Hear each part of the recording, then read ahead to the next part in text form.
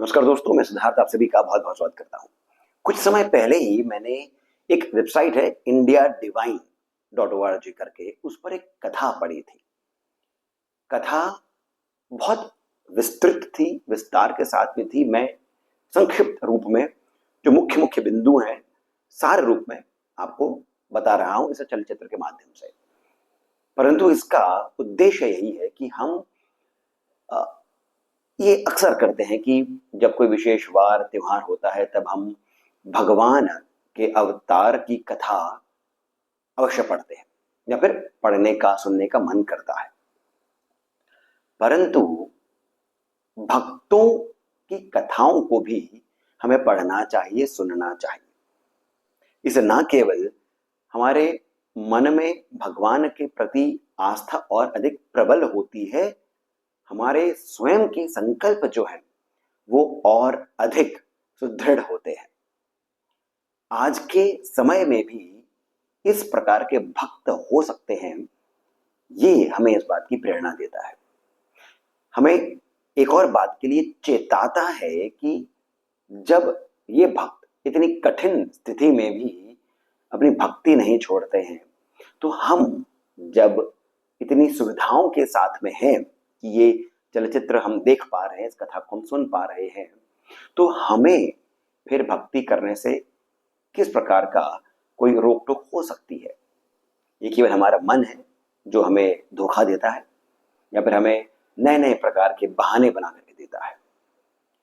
कहानी जो है ये एक ऐसी वृद्धा की है, 75 वर्ष की वृद्धा की, जो भारत की नहीं थी। अजरबैजान, ये पहले यूएसएसआर का एक पार्ट हुआ करता था, फिर बाद में ये अलग से कंट्री हो गया। वहां के एक शहर बाकू में रहने वाली एक वृद्ध महिला की कथा है। इस्कॉन वहां पर भी है और गीता, इस्कॉन के ही द्वारा प्रकाशित गीता को एक व्यक्ति ने इन महिला को दिया। इन महिला ने अपनी भाषा में वो किताब जो थी गीता, उसका जो ट्रांसलेशन था उसको पढ़ा। एक दिन ये इस्कॉन मंदिर में ही अचानक से आ गई और कहने लगी कि मैंने अपना सारा घर बार बेच दिया है। मेरे बाल बच्चे जो थे वे वैसे भी कहीं और चले गए हैं। मेरे पास जमीन घर इत्यादि था, वो सब मैंने बेच दिया है और अब मुझे यहाँ पर ही रहना है। मुझे गोपाल के साथ रहना है, गोपाल की मुझे सेवा करनी है।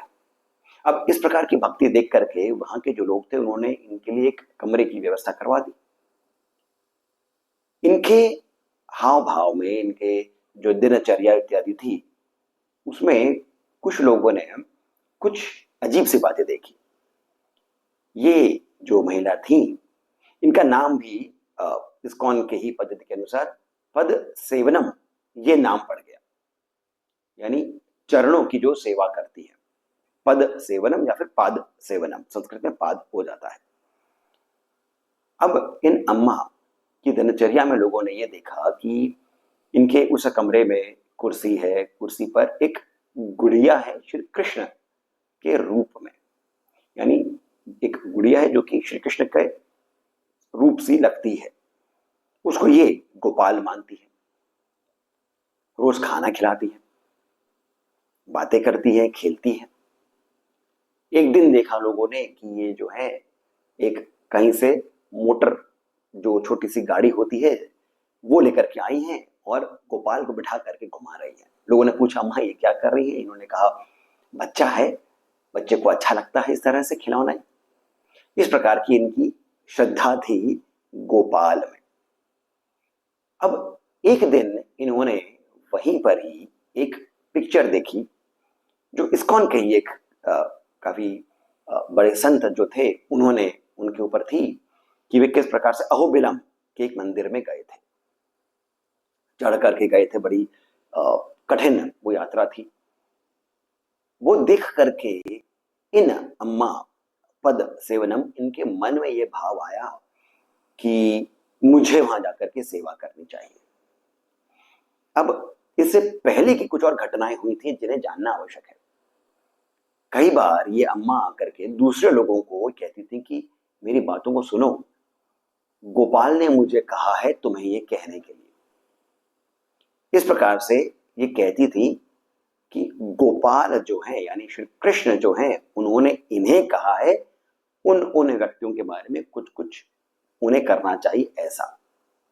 लोगों को लगता था कि ठीक है, इनकी श्रद्धा है तो ये इस प्रकार से मान लेती है। अब जब इन्होंने वो पिक्चर देखी जहां पर अहोबिलम में एक जो मंदिर है भगवान नरसिंह का, उसमें सेवा नित्य नहीं होती है। उस मूवी में ये भी था कि एक वृद्ध पुजारी हैं जो हफ्ते में, सप्ताह में एक ही बार वहां पर चढ़ करके जाते हैं और आगे बहुत पानी होता है, पहाड़ी के ऊपर है, पानी होता है और वहां से उतर करके जाते हैं, फिर दिया इत्यादि कर पाते हैं सप्ताह में एक बार। इन्होंने वहां के रहने वालों से कहा कि मुझे जाना है और मुझे सेवा करनी है, क्योंकि मेरे कृष्ण जो हैं वे, मेरी आवश्यकता उनको है। गोपाल ने ऐसा कहा है। अब जब ये कहा तो लोगों ने बोला, अरे अम्मा कहाँ तुम जाओगी? ये सब उनकी भाषा में होती थी बात। तो कहाँ तुम जाओगी? कहाँ भारत है? भारत की भाषा तुम्हें नहीं पता है, लोग तुम्हें नहीं पता है, ये मंदिर भी कहाँ है कुछ नहीं पता है, क्या तुम वहां जाना चाहोगी? मेरे तो पीछे पड़ी रही, बहुत बोलती थी। फिर एक दंपत्ति उधर आए, उनकी श्रद्धा थी इन अम्मा के प्रति, पद सेवनम के प्रति। तो ये वहां पर आए थे, इनसे अम्मा ने कहा कि मुझे जाना है, बहुत पीछे पड़े। तब इन्होंने ये सोचा कि ऐसा करते हैं, इन्होंने भारत तो देखा नहीं है, तो इन्हें भारत में लेकर आते हैं और वृंदावन में इन्हें कुछ दिन हम रुकाते हैं। वहां पर ये कृष्ण की भक्ति देखेंगी कि ये तो वो स्थान है जहां पर कृष्ण जन्मे थे, रहे थे, पले बड़े थे, तो फिर इनकी श्रद्धा वहीं पर ही आएगी, वहीं पर ही रहेगी और काम हो जाएगा हमारा। पर इन्होंने कहा कि नहीं, मुझे तो वहीं जाना है, मुझे अहोबिलम जाना है। अब हुआ यूं कि ये जो दंपत्ति थे संयोगवश एक मंदिर में थे, कृष्ण बलराम के मंदिर में थे, और वहीं पर ही ये जो मूवी थी इसके डायरेक्टर भी आए हुए थे। इनसे इनकी भेंट हो गई और फिर इन्होंने बताया कि किस प्रकार से वहां पर जाया जा सकता है, कि हैदराबाद तक पहुंचे, हैदराबाद से फिर बस लेकर के और आगे तक जाना है, फिर वहां से कैसे कैसे जाना है, और पुजारी जी भी मिलेंगे। इस प्रकार से पूरा वर्णन दे दिया। अब वो जो अम्मा थी वो तो पीछे पड़ी हुई थी कि मेरे को वृंदावन नहीं, मुझे वहीं जाना है। तब इन्होंने कहा कि ठीक है, जो दंपत्ति थे इन्होंने कहा ठीक है, हम वहां लेकर चलते हैं। जब वहां लेकर के जाएंगे और जब वहां पर ये जो रास्ता है उबड़ खाबड़ सा और बड़ी कठिन सी चढ़ाई इत्यादि ये सब देखेंगी अम्मा, तभी खुद ही कह देंगी कि नहीं, मैं कहाँ चढ़ पाऊंगी, वैसे भी उम्र हो चुकी है 75 वर्ष की। जैसे जैसे करके ये वहां पर पहुंचती है। जैसे मैंने आपको पहले भी कहा, इस कथा को मैं बहुत संक्षिप्त रूप में आपको सामने रख रहा हूं। बात वही है, कृष्ण की भक्ति है, नरसिंह की सेवा है और 75 वर्षीय वृद्धा है। ये वहां पर पहुंचती है, बस इत्यादि करके ये उस अहोबिलम के पास में जो गांव है वहां पर पहुंचती है। पहले ये दंपत्ति जाकर के पुजारी जी से बात करते हैं। पुजारी जी जो हैं ये जब इस बात को सुनते हैं कि 75 वर्षीय महिला वहां पर जाना चाहती है जहां पर पहुंचना इतना दुर्गम है, तो उन्हें क्रोध आ जाता है। वे कहती है, क्या मजाक समझ के रखा है, नरसिंह की सेवा करनी है? शेर रहते हैं वहां, सांप होते हैं, रहने के लिए कोई स्थान नहीं है, कुछ हो जाएगा तो फिर कौन देखेगा इन्हें? तब यहां पर अम्मा क्या कहती है? अम्मा कहती है, मुझे बताइए, यदि कृष्ण किसी को बचाना चाहते हैं तो क्या कोई उसे मार सकता है?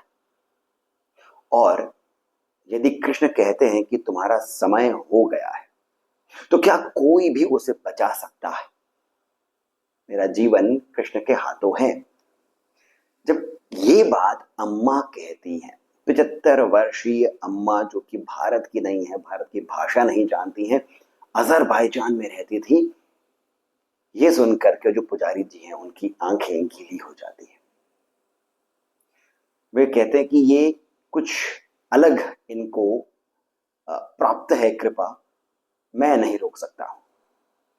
तब इनके लिए व्यवस्था कराई गई, पहाड़ी के ऊपर एक स्थान इनके लिए दिया गया। जब ये वहां पर पहुंचे तब इन्होंने देखा, ये देखो कृष्ण ने तो मेरे लिए व्यवस्था भी कर दी है, कमरा है। कमरा नहीं था, वो पुराना खंडहर था, वहां पर कुछ ईंटें ईंटें रखी हुई थी। अम्मा को उसमें कमरा दिख रहा था। जैसे तैसे करके वहां पर कुछ सामान इत्यादि रखवाया गया, कुछ चादर इत्यादि रखाई गई।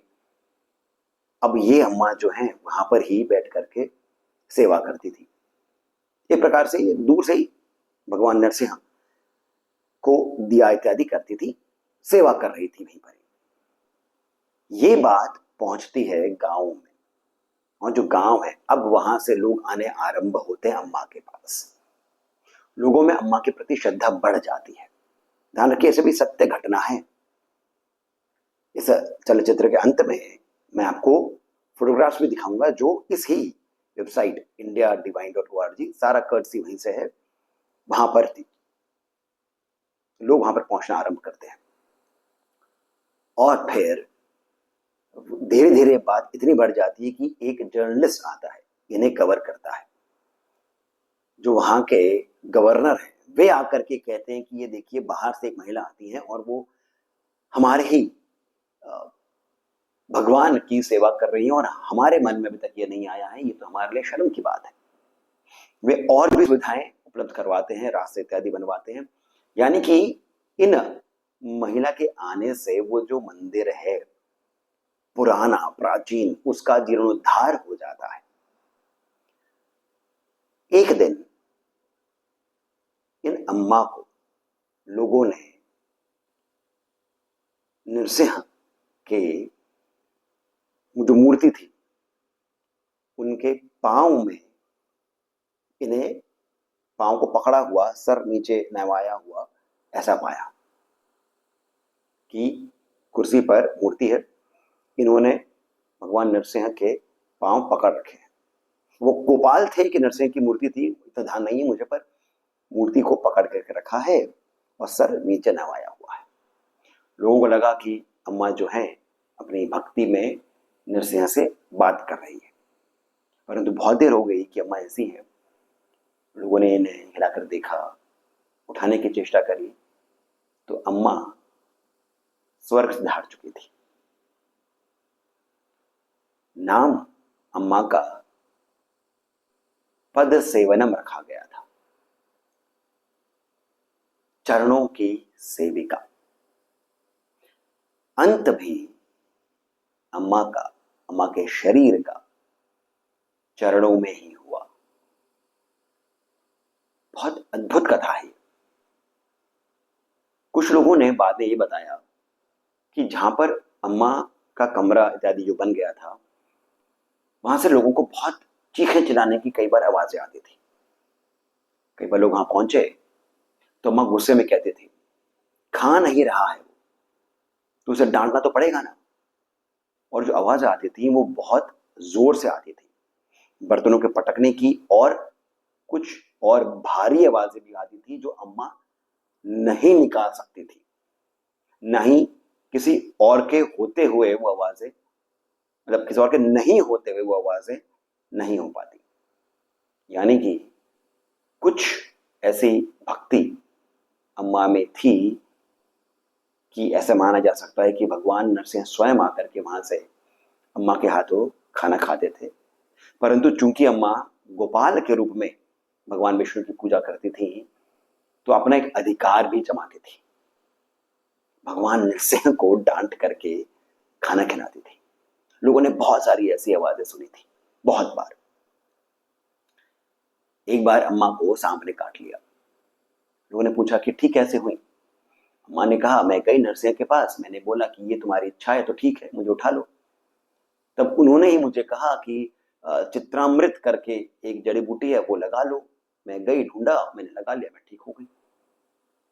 सांप के काटने पर नरसिंह बता रहे हैं अपने भक्त को कि क्या करके ठीक करना है।